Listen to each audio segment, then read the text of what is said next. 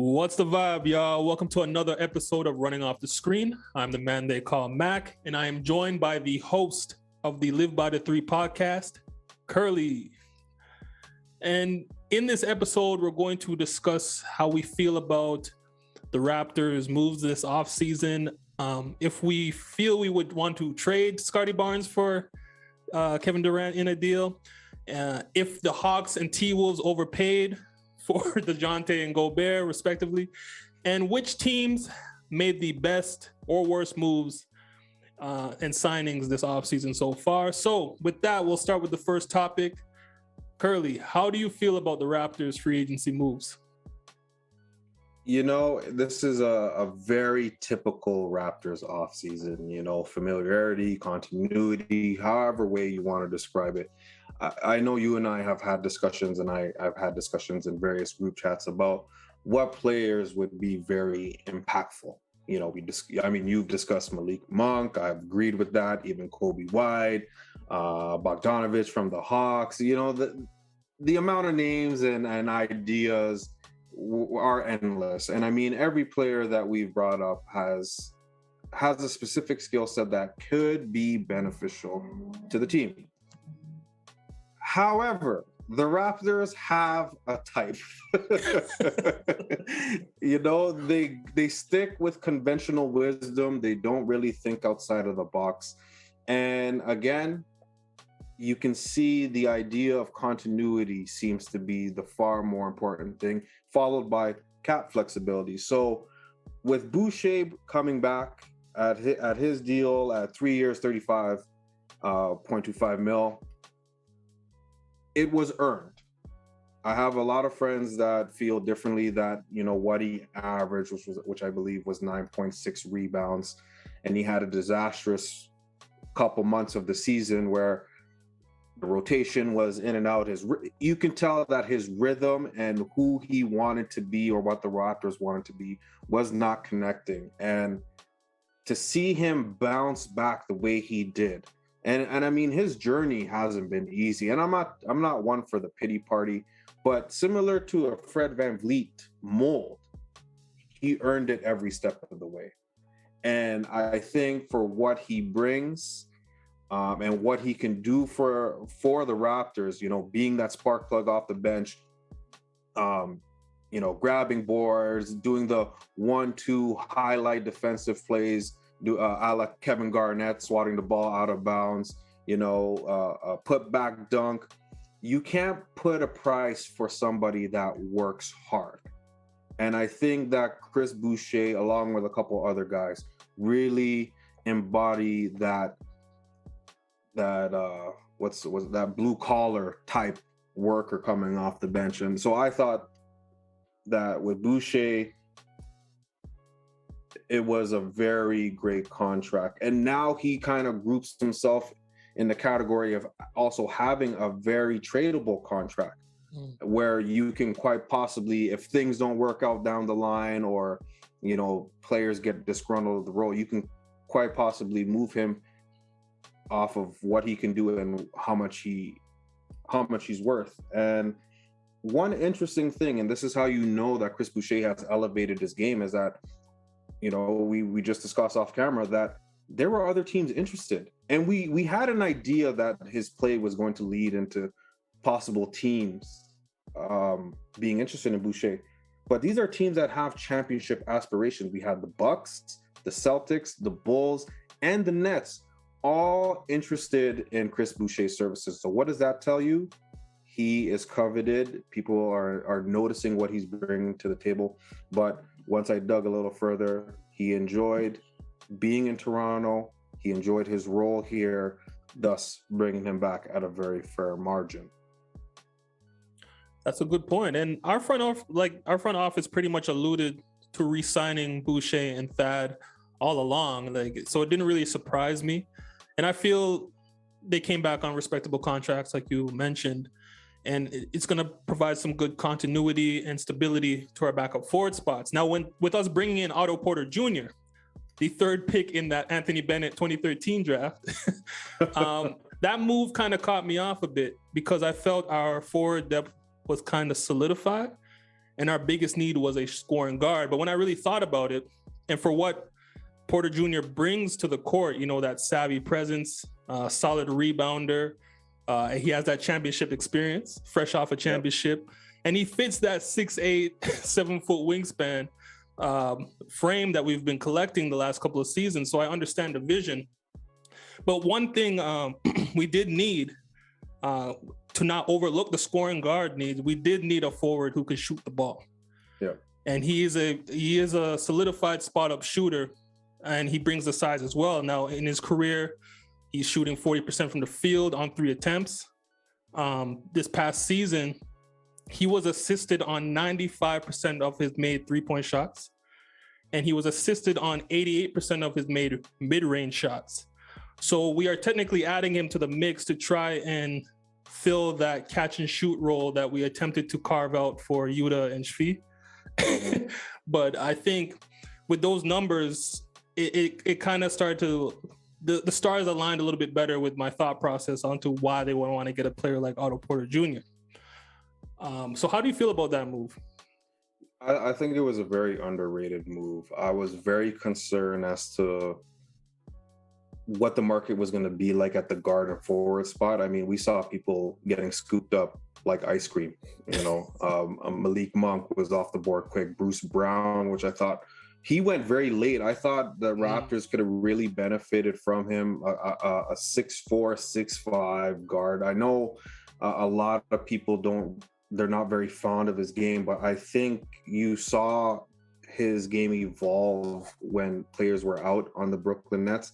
And I think that he would have been a huge benefit to the way that our team was constructed. Kind of, you know, you're not going to be expected to score as a third option, but as a fourth, fifth, or sixth option, depending on on the depth chart where you fall under. I thought that they could have benefited from somebody that can play beyond his size, that can knock down the outside shot, can be a finisher in and around the rim. You know, kind of like a poor man's version of a 3-level scorer in a sense. You know what I mean? He doesn't have a great bag, but you know, I was like, my goodness, are we going to have a repeat of an Aaron Baines, Alex Len again that we're going to have to settle? So I think what was great about the Otto Porter Jr.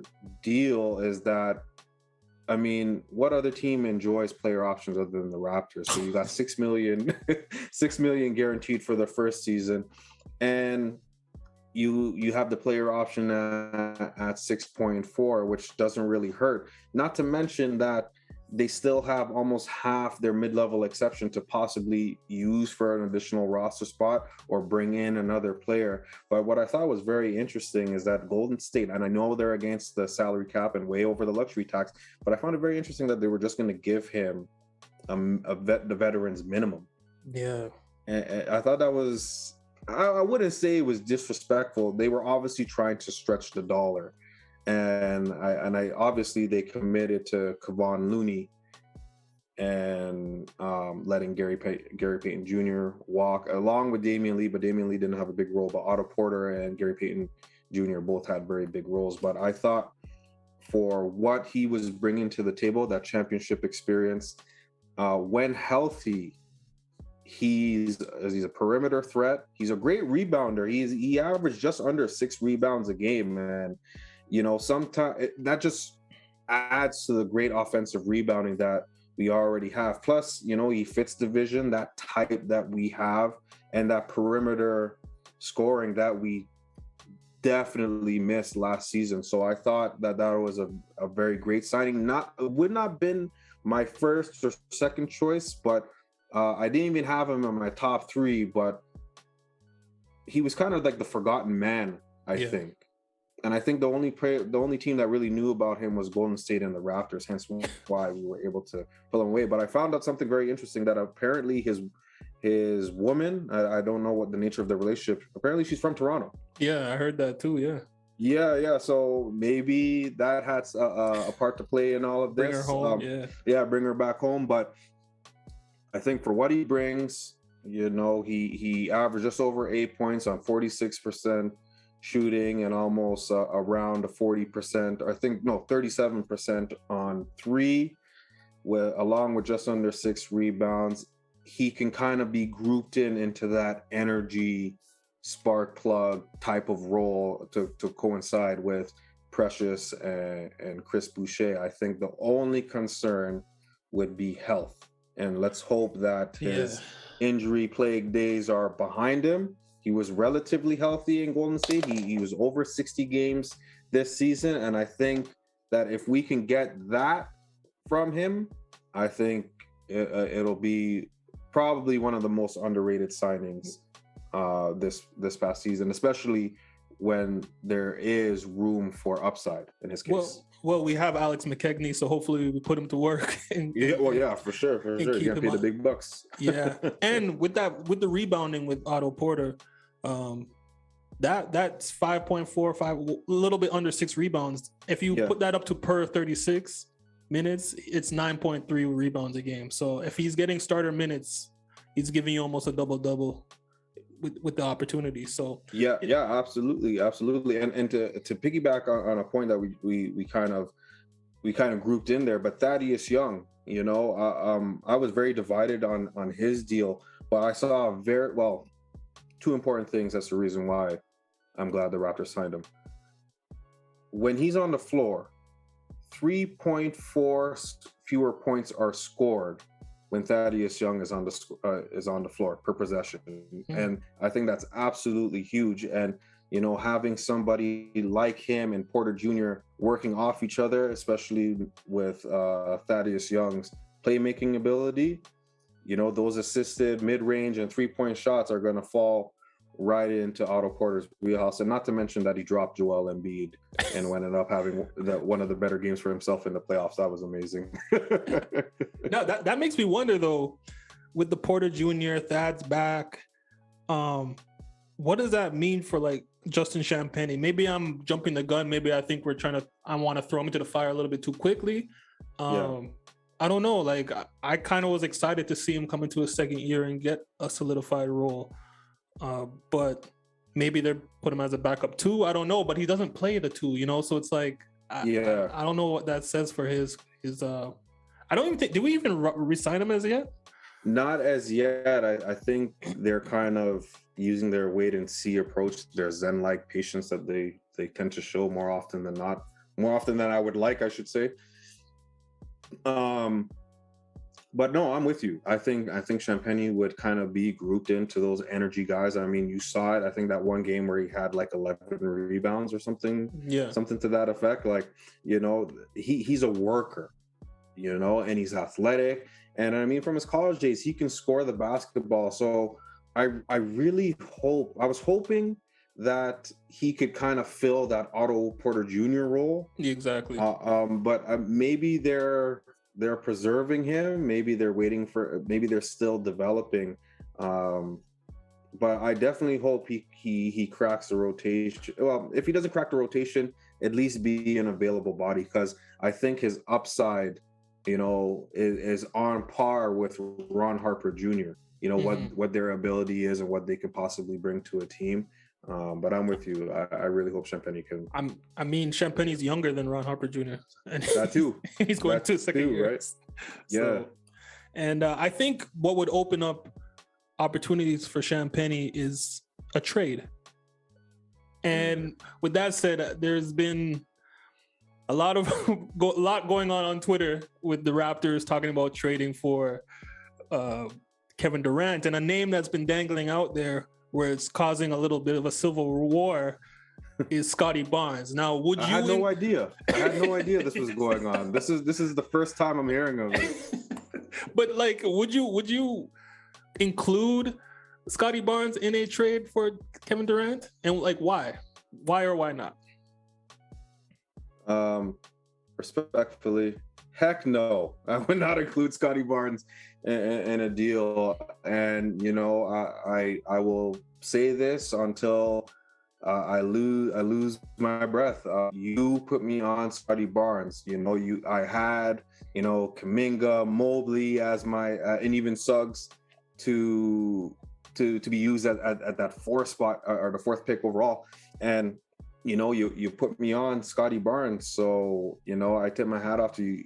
I kind of the way that he was being portrayed is that he was a project, like, offensively limited. And, we know the story that came along with Scottie Barnes, the D+ from ESPN, right?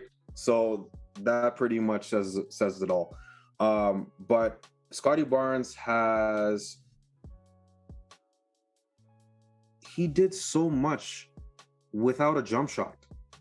Yeah.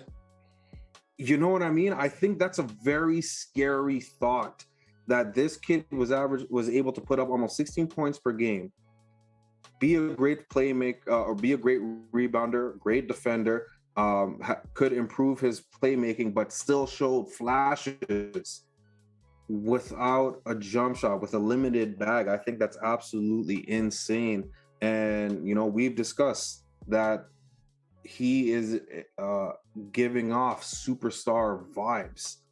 And I feel that giving up on that right now, after nobody had him going in the top 5 or even maybe late in the top 10, to really give up on that right now for Kevin Durant. And, like, don't get me wrong, it is Kevin Durant at the end of the day. When healthy, arguably the best player on the planet. 3-level scorer, can defend. Like, it's KD, man. Like, Yeah. what more do you need to say? But I think what's interesting, and I've had this discussion with your peeps over at Raptors Republic, one in particular, and we discussed this, is that the Raptors tread a very fine line of contending and developing. Sometimes it doesn't really work. Sometimes it does. And you see it from a game-to-game basis. I feel that by trading Scottie Barnes, you're committing to contention only. And that when it's said and done, you're going to build you're going to build at that point in time. But if you hold on to him and you still manage to get KD,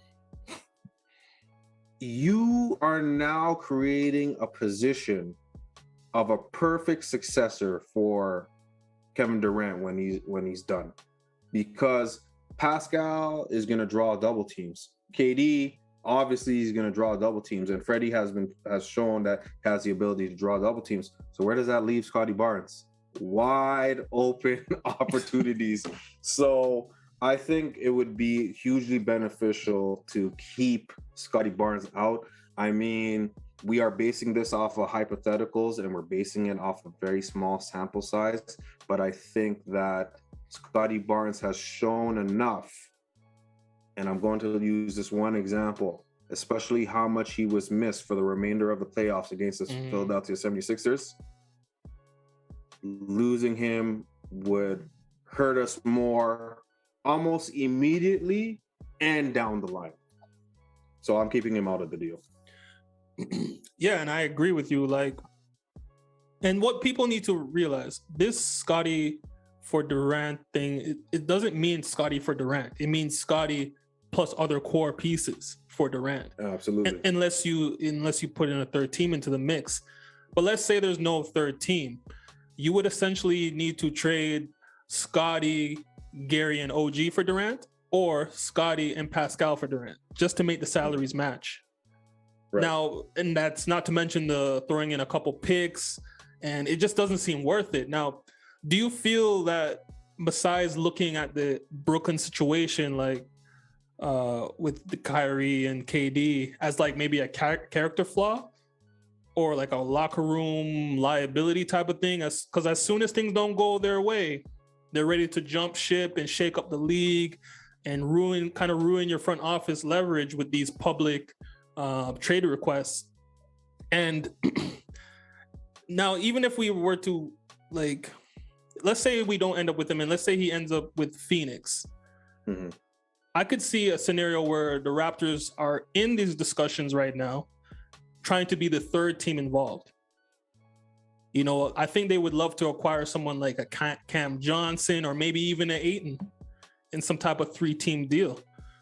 And to me, that seems like a direction that the Raptors would like to go in this particular situation.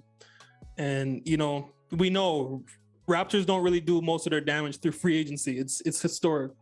So I think the reason they're in these talks is maybe not necessarily for KD, especially if the Nets are asking for Scottie. I think they're probably just looking to see if they can poach something off of the Suns as well. But how do you feel about that? I think anything is possible. I mean, that scenario that you just described, I think that's it's possible. It's believable.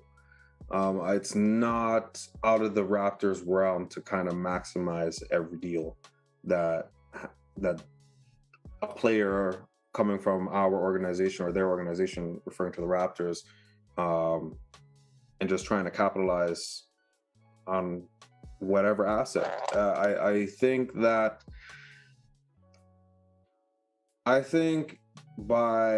obviously Scotty Barnes is coveted now.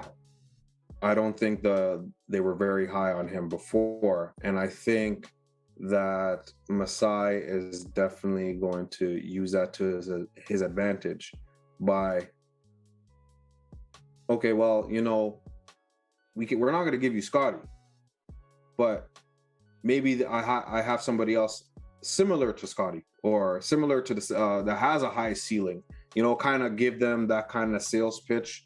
And I mean, like, we've seen historically what Masai has done, and he is the king of fleece. So, so I imagine that in whatever player that is leaving from the Raptors in order to get Kevin Durant, he's going to try and maximize it. And I know I'm repeating myself, but I really don't see them just walking away with just Kevin Durant. Mm-hmm. I see them kind of twisting the arm a little bit, and we've seen the Nets kind of cave. And I mean, look at what we've seen the Nets kind of twist the arm and try to get a deal to work in their favor. But I feel that this situation is a little bit different because they basically allowed Kevin Durant and Kyrie Irving to run the show. And now ownership and everybody else is saying, okay, well, now we're going to do our job, right? And we all know that this is a player's league, right? But my point, I say all that to say that I feel that Masai and Bobby are going to take advantage of the situation, that the Nets are in a very weak position. They're not in a position of power. Yes, you have Kyrie. Yes, you have Kevin Durant, but you also have no recourse if you trade those guys, right? Look at the deals that are going around, being floated around for Miami: Kyle Lowry, Tyler Hero, and Duncan Robinson as a focal point. Like, you mean to tell me that that's a better deal than possibly Pascal and Gary Trent Jr., for example, or OG and Gary Trent Jr. As a starting point? Like, I see the Raptors maybe even trying to pry away a Seth Curry, that combo guard that has been eluding us this whole offseason at this point. The Raptors are going to take advantage in whatever deal that they can, but I feel that keeping Scottie Barnes out of the deal is a priority, and also keeping Pascal out of the deal is a huge priority. I don't think a move for KD would work without Pascal, because he's going to need a running mate. He's going to need that number 2 guy to rely on, who's going to be able to produce next to him, who's going to be able to take advantage of the double teams going Kevin Durant way. And I know we're speaking hypothetically, but I don't see any deal working without Pascal Siakam and Scottie Barnes still being in a Raptors uniform. I think I read a tweet. I don't know how credible the source was, but they said how if he does come to Toronto, he wants to be able to play alongside Fred VanVleet, Pascal, and Scottie Barnes. So yeah, and I mean, and I've seen online, again, don't know how credible all of these. I mean, everybody is a Kevin Durant specialist online right now. Yeah. But I mean, we'll look at the Heat and the Suns as preferred destinations, and preferred is, I would like to go there, but the Nets don't have to trade him there. I mean, he wants to play alongside Booker, but the Nets want Booker, allegedly.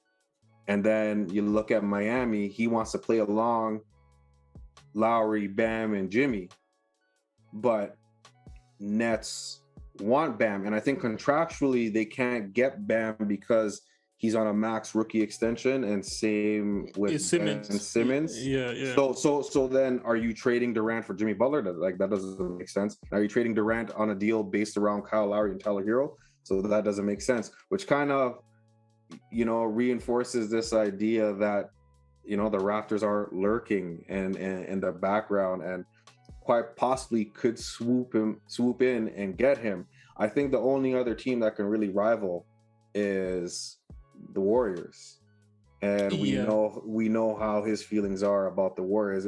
I saw one report where he said that the Warriors are not part of his preferred destination, and then I saw another report where he may be open to the idea. And I mean, we don't know what Kevin Durant is thinking, even though we've had many examples of knowing what he is thinking online.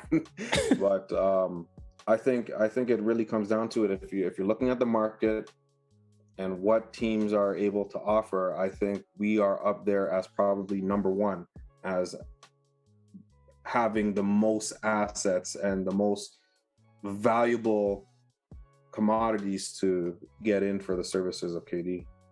Yeah, I agree with that. I think the Warriors would have a good deal to put together for him.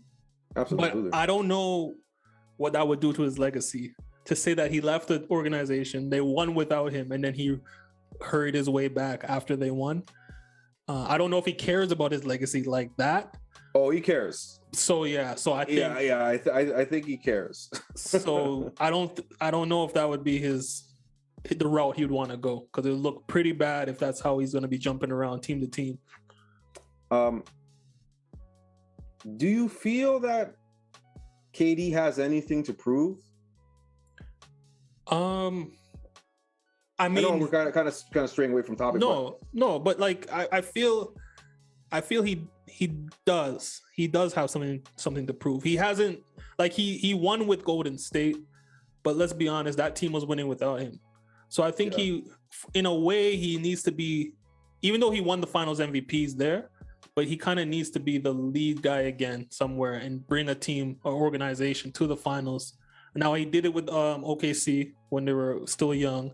He's been there with the Warriors when they won, but I feel just to stamp himself as a winner, he needs to do it with one more organization, because the way he's been jumping around, it just looks like he's cherry picking at this point, and it's not a good look for your legacy.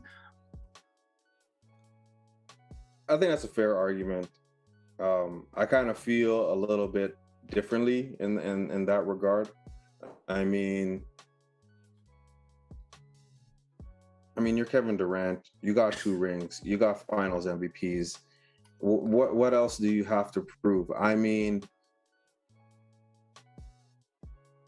who cares about the route that he's taken? I know he cares, and I think the tipping point was the Warriors winning this year. I think one of the ESPN guys alluded to this idea, and I agree. I feel that the Warriors winning, him leaving, even though it's been a few years since he's been a Golden State Warrior, since he's been in Brooklyn, and I mean, even when he left, you can make the argument that the Warriors weren't the same without him, because they weren't invited to the bubble. They ended up going into the play-in and ended up getting eliminated, and they probably would have gotten eliminated in the first round at that time. And just to see them bounce back the way that they did and win the championship this year is only a testament to what the Warriors already are and will be in terms of legacy. But I'm looking at Kevin Durant. I don't see the Warriors beating the Cavs the way that they did without KD. You know what I mean? Maybe the Cavs get another championship. Maybe they go back to back. Who knows, right? It's all debatable at this point. But I think KD has done enough to, keep him relevant in the NBA history as one of the best scorers on one of the best teams that we have ever seen. But I do agree with the idea that by jumping around from team to team and only going to teams that are contenders definitely leaves a blemish on everything that I'm seeing right now. So maybe the move to the Warriors should be the last resort, but he only has so much to say in terms of this move. I think the Nets are going to do what's best for the organization. And I saw an article where Joe Tsai basically said that if we don't have superstars, I will take a team that works hard any day. So it seems like they're prepared for the idea, and they were prepared for losing both Kyrie and KD anyway. So I think that would be a little blemish, but it's a different time. And I know we got the old heads and then the newer generation kind of going at it. And I mean, infamously, Charles Barkley and KD are going at it. But in terms of who's being the bus driver and who's riding the bus, but I think that it's a different time. I think relationships mean a lot more nowadays.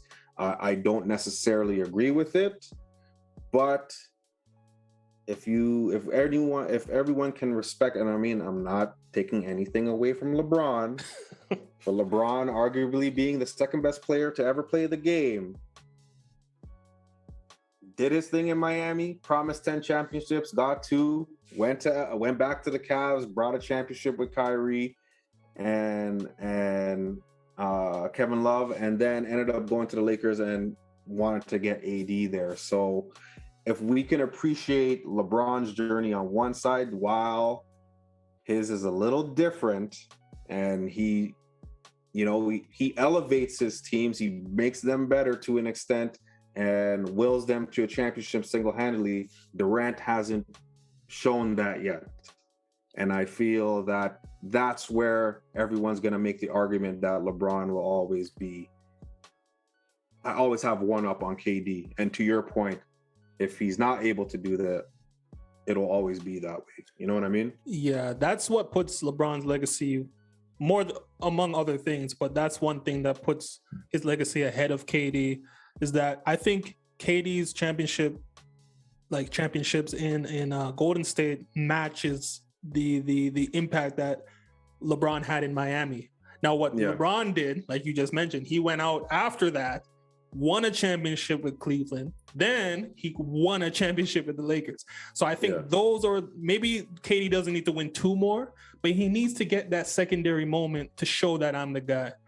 And until he gets that, I don't know, he's just going to be criticized. But to me, I love KD as a player. I don't really care about how much money he makes. I don't care what team he goes on. But I just think as far as media and how the NBA's history goes on, I could see why people have a problem with the way he's doing things. Yeah, I think the media kind of embellishes it, for talking points and for ratings and whatever. I mean, we saw what they did with Kyrie for the longest time, and they aren't relevant if they don't mention the Lakers or LeBron for that matter. I feel that with KD, it's always worse somehow, and he balls out. I mean, other than his Twitter fingers, KD brings it. And he's willing to play hurt in order for the better of the team, or to give the team the best chance. So I feel like it's always like a balancing act with him. Like, there's some good and there's some bad. And I feel that he'll always remain balanced. It's not going to teeter in one way or another. But I feel that with media, it kind of gets embellishes, and then, the bad stuff kind of weigh a little bit more than the good.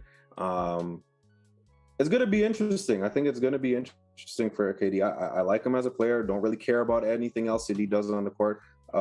He's a player that brings it, and I think that part of his game should be appreciated. Everything else, I feel it's filler or justifying hatred for KD. You know what I mean? Yeah. And I think that because he made that move, I personally don't see anything wrong with him going to Golden State at that time. I really don't. I mean, if any one of us had a better opportunity to get us closer to a goal, we would take that opportunity. And Steph recognized that, and he's like, hey, shoot, you know what? I'm going to take a step back, similar to what D-Wade did when LeBron came in. It's like, I'm going to let you do your thing. And championships. Exactly. That's what you're playing for. I mean, some players play for money. Some people have different motivations, and I will never question anyone's motivations or money. But ultimately, you would think that the goal is to win a championship, and I think KD has accomplished that. Yeah, and sorry, I keep looking at my phone. I keep checking to see if he has been traded. And I'm wondering. I try not to glance. My phone's right here. And I'm like, because every time I get like a Twitter notification, I'm like, yeah. But so we're back on the trade deadline stuff. Or not trade deadline, sorry, free agency. Yeah. And we're talking about the KD trade for Scotty and whatnot. But a couple trades happened, and I'm curious to get your reaction to the trades that happened with the Hawks and the Timberwolves. And do you feel those two organizations overpaid for their acquisitions? I feel the Hawks are a little bit more justifiable than the Wolves. And I say that because the Hawks are a couple years removed from making the Eastern Conference Finals and a couple injuries from not making the finals. And they only to make the play in this year, barely get in to play the Miami Heat where they got dismantled. I felt that this was a move for a win now. And on paper, they have a great team. I mean, you got Murray, Young, Capella, and Collins. I mean, Collins is kind of the wild card in all of this. I know that touches are a big concern for him, and having two ball dominant guards, I'm very interested to see how that's going to work. But I can see that working itself out, and they clearly have an agenda. So it's a more realistic option for the Hawks. But then when I look at the Timberwolves, and it's like, what the heck are you doing? So sorry, let me name out the trade for the Timberwolves real quick. So the Timberwolves traded the 2026 first round pick. Well, that's a pick swap, sorry. The 2027 first round pick, unprotected. 2025 first round pick, unprotected. A 2023 first round pick, top 12 protected, but it conveys to a second round pick. They added Leandro Balmoro, Jared Vanderbilt, Walker Kessler, Patrick Beverly, Malik Beasley, and a 2029 first round pick that's top 5 protected. That's the Rudy Gobert trade. That was so bad. That, like, you overpaid for a guy that barely gives you 12 points. And I mean, he's great defensively and whatnot, but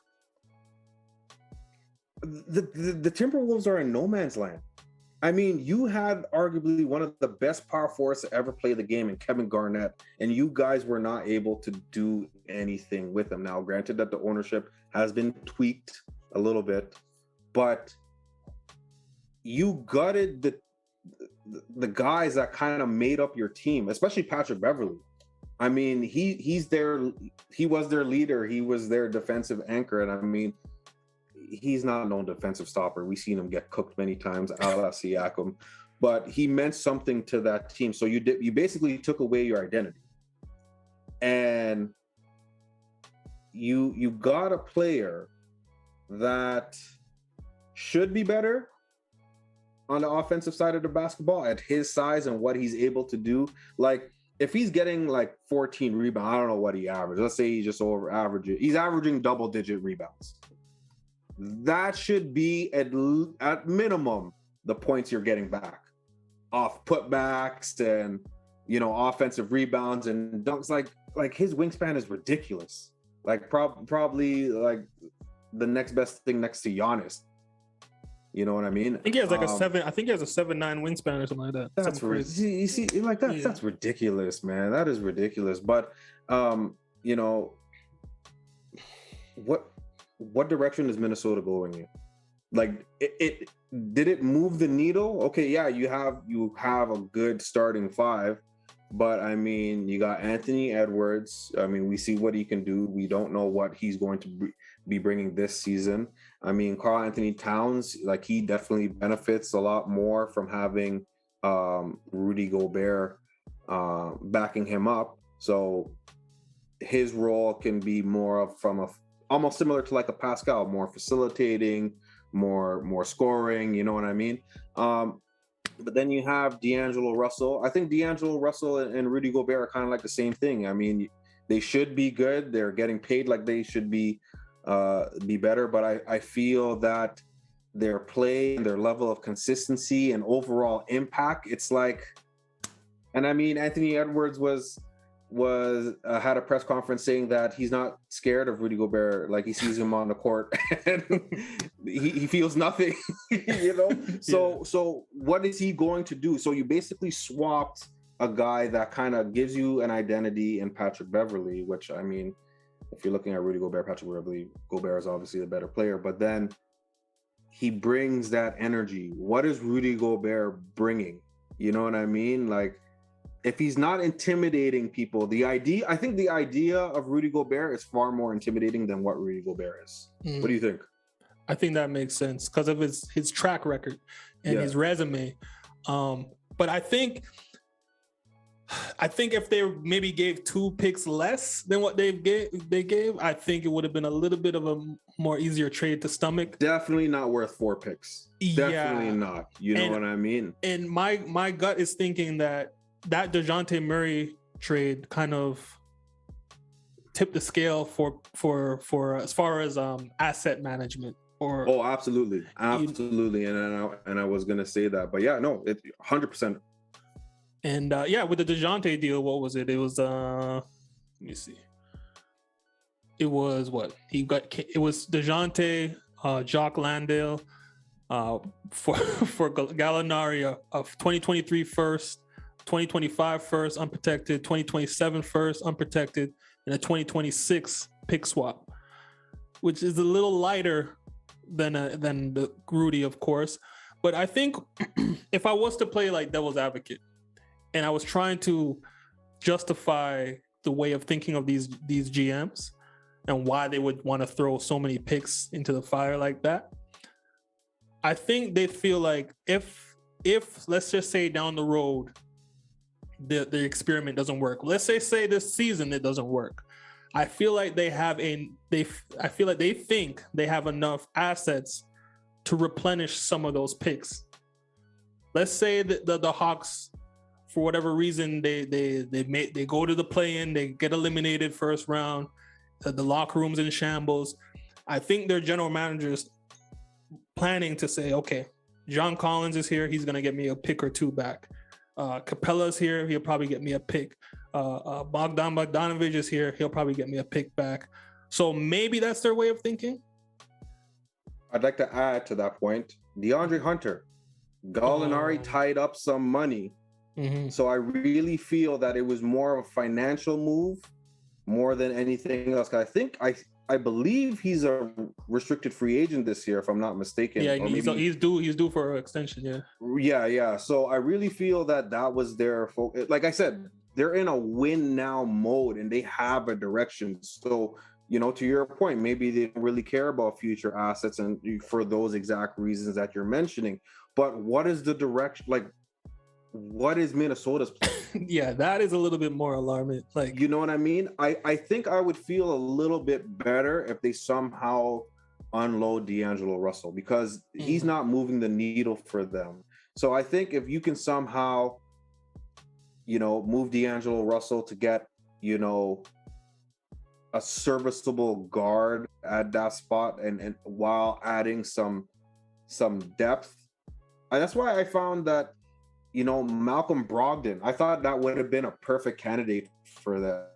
You know what I mean? Or even just throwing it out there. I know their salaries are a little different. Quite possibly Russell Westbrook might be interesting for the T-Wolves because Russ kind of fits that mold that they're trying to bring, whatever mold that is.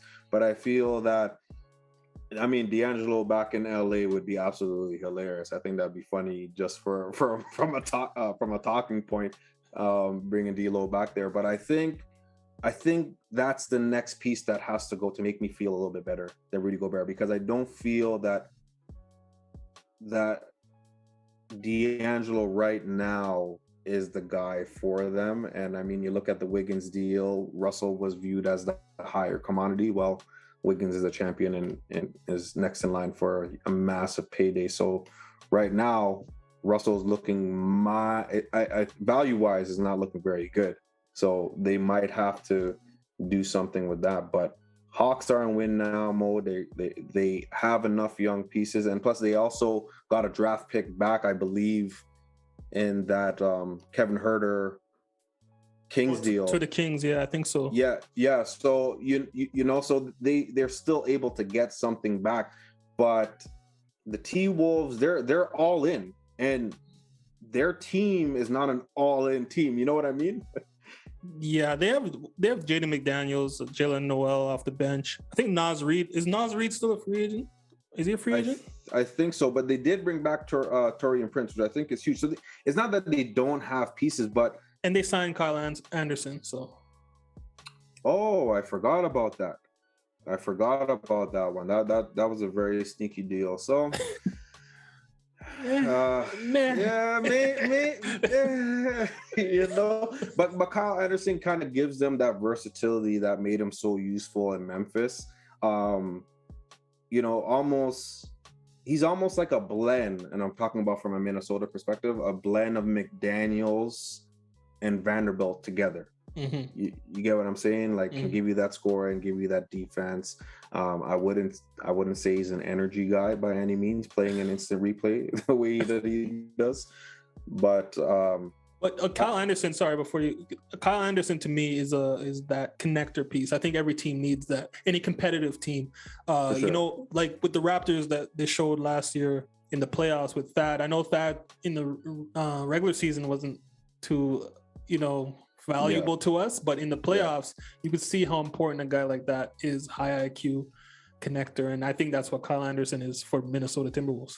Yeah, for sure. I think that's a very, very fair point, but I mean, gutting your future, it's tough. And I mean, it's tough, like especially if you're Minnesota. If you're Hawks, you understand. You got Trae Young, you got John Collins, DeAndre Hunter, Bogdanovich.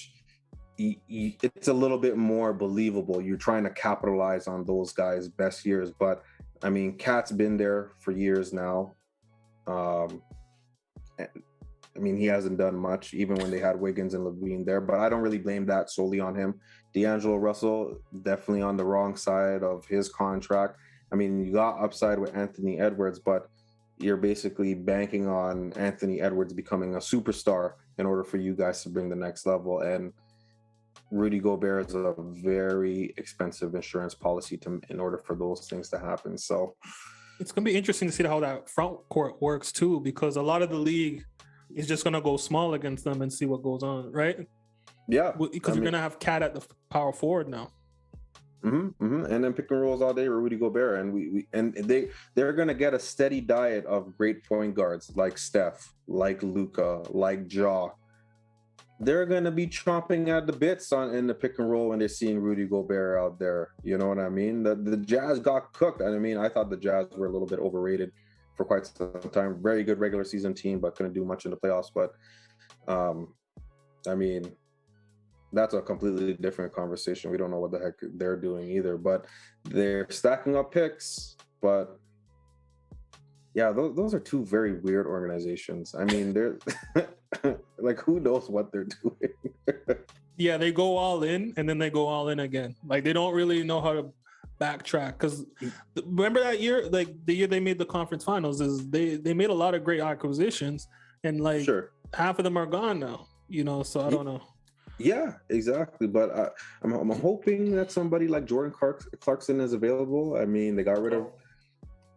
I mean, they're trading in their role players for draft picks. I mean, I wouldn't mind trading Jordan Clarkson for a draft pick. How much does Jordan Clarkson make? 13 mil, I think. I think he makes about 13 mil. So obviously you can't trade him up for a draft pick straight up. But no, but I'm trying to match it with the Raptors.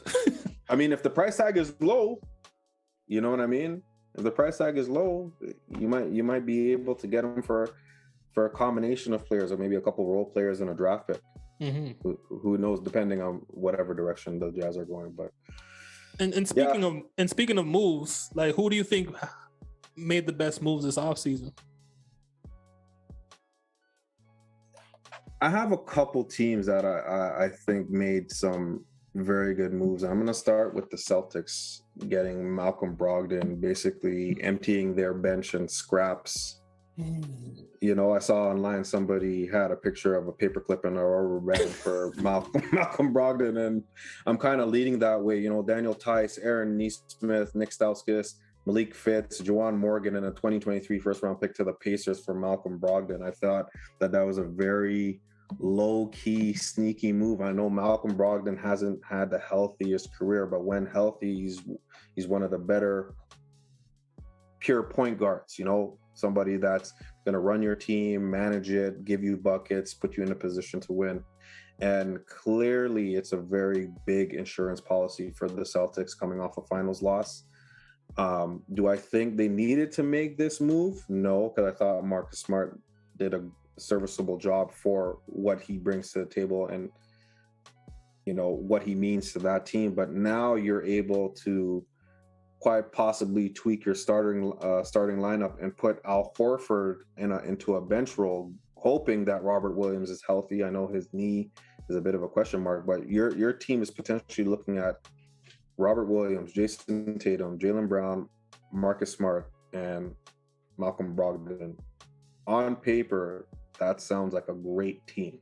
Yeah. And I think a lot of those guys kind of hang on health. Not so much Tatum, but Jaylen Brown, Marcus Smart, now Robert Williams and Malcolm Brogdon, obviously. Another one would be the Chicago Bulls in terms of their free agency, bringing back Zach LaVine, which I think was a no-brainer. I don't know why he needed time to think. I thought that was the team for him. And especially now that DeMar is there, there's less pressure on him. So I think it's the best case scenario if you're Zach LaVine. But signing Goran, you know, Raptors fan favorite. I hope DeMar slaps him in the back of the head for in the locker room. Yeah, I hope so. I set him straight there. But, you know, give them a little bit of insurance policy with, you know, the injuries that they had last year with Caruso and Lonzo especially. And then getting Drummond kind of gives them that lob threat, that rim runner, that good rebounding that sometimes Vucevic lacked that kind of aggression, you know what I mean? But you now have two different looks. You have one center that's a little bit more perimeter based and whatnot, and then when Drummond comes in, you're going to have to account for his rim running, his ability to have good putbacks in and around the rim and create those second chance opportunities. And the Bulls kind of lacked that depth, similar to what the Celtics did, which ultimately ended demise. So now Brogdon gives them some bench depth by putting Horford there along with Derek White and Grant Williams and whatnot. And they signed Gallinari as well. I forgot about that. Yeah. There you go. So again, insurance policies, they recognize where they were flawed this past season and what really led to their failure of capturing a championship. They addressed that there. The Bulls recognized that we needed depth and that banking on solely youth with limited game was not the best thing to do. Bring in a couple of veterans, kind of show the ropes. Do I feel that Goran is going to be that veteran leader for them? I mean, I don't think so, but in terms of what he can bring still at his advanced age, I think that was a great pickup. So those are my winners so far. What about you? I agree with you. I picked the Celtics because of Brogdon. Of course, they traded like nothing for him, and I was curious. The Jazz were interested at one point for Brogdon. The Wizards, the Knicks, they were all rumored. So I'm wondering, like, what were their offers that they couldn't take him away from the Pacers if that's all Boston had to do to get him? It's strange to me. Yeah, especially with Tice being the main piece salary wise. Like, that was clearly a salary dump. And like, these are the kind of trades that you make in 2K. When you turn off, you do override, trade override. Yeah, when you do override, you trade override. Like, this is the kind of deal. I think one of the craziest trades that I did, and this is from the NBA Live days as a Raptor. I think I traded like Pap Sal, Lauren Woods, and like some other player. But I don't think they had trade override, but I think it was just a flaw in the game. And, pick a filler. And I ended up getting Jason Richardson on that team. But that's what I thought. That was the first thought that came to mind when I saw this Malcolm Brogdon deal. And similar to Christian Wood, it's like literally like peanuts. Scraps and peanuts for these guys. And then on the other end of the spectrum, you have deals like DeJounte Murray getting being traded away for Gallinari with three draft picks, and then you got Gobert filler and 4 draft picks. So it's like, it's crazy. We're living in a video game, I think, with trade override off. And another video game setting I think is going on is my league. I think the Lakers are up to something, and I wanted to bring it up real quick. Yeah, I was looking at the roster, and I was I think it was this morning, and I realized like almost, I think 8 of their players are under Clutch Sports. Is that something that, like, how do you feel about that? To me, I feel that's kind of strange. Is it collusion? I think it's collusion, 100%. So to name off the players, just to make sure I'm right. So there's LeBron, that's one. Anthony Davis, Taylor Horton Tucker, Kendrick Nunn, Scottie Pippen Jr., Lonnie Walker now, Troy Brown Jr., and Toscano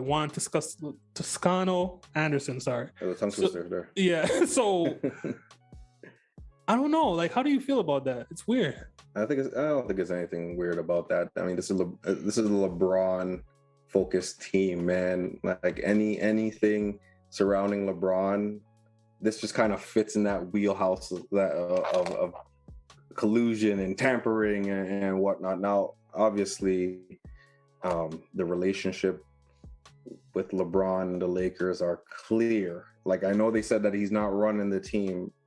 Okay, sure. Yeah. You just signed a quarter of Clutch Sports on the Lakers. The only couple players that are missing is OG and Ben Simmons now. You know what and I the mean? coach Nick Nurse. But yeah. Oh yeah, right. But yeah, like that's not surprising. I don't know what the league is thinking in terms of that. You can't look at that and see it's coincidence. Like, I don't think that's a coincidence at all. But yeah, I had no idea. I knew about Lonnie Walker and Kendrick Nunn, but I didn't know Toscano Anderson was a part of that group. That's very interesting. 8 players. That's crazy, man. There's only crazy. 15 players. Well, if you count in 2 ways, there's 17 players on the team. That's half your team is a part of his little agency. I don't know, man. That's weird to me. I'm pretty sure. I wonder if LeBron's getting a kickback for every signed player from Clutch Sports. Oh, come on. There's something under the table. Yo, man, we need to get our own agency in Toronto and get these guys over here, man. You know what I mean? Like, damn, and you know what? I find it interesting. Well, not really interesting, but it kind of fits into that Clutch Sports umbrella. And I don't want to really throw shade because they've done a great job building something from the ground up. But you look at the players that kind of stirred controversy. You had AD, then you had the whole saga with Ben Simmons, and then the attempt to do it around OG. It seems like whenever Clutch Sports is involved, controversy seems to follow. So I just wanted to mention that. Oh my gosh. Well, hopefully Durant's not traded by the time this comes out, so our points about him are still valid. Yeah, right. I think we could wrap it up. This was a good episode, and yeah, thank you for joining me again. You're always a great guest. I think this is our first Double Dragon episode where it's just me and you. Yeah. I think you're right. Yeah, man. Yeah, it's cool, man.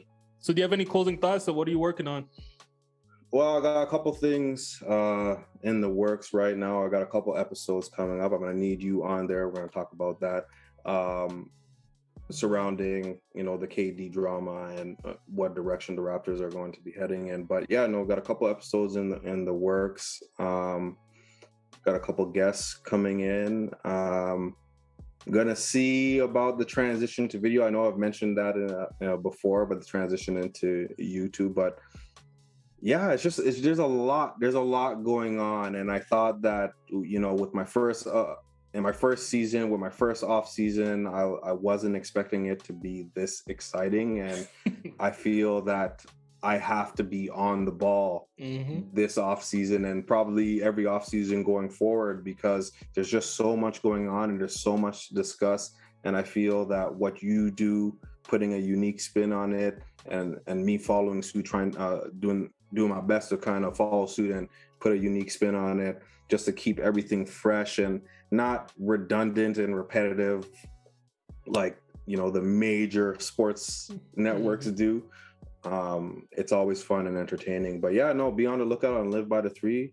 Check me out on the Instagram page. Follow, like, comment at LIVEBYTHE_3, and anything in relation to the podcast and fun Raptors content. I've strayed away from the Kevin Durant drama, so if you're looking for Kevin Durant drama, I'm not involved in that. But everything else surrounding contracts and Raptors in general, check out the Instagram page and check out the podcast wherever you can get your podcasts. And with that, please remember to like, subscribe, and raise the vibe. Peace.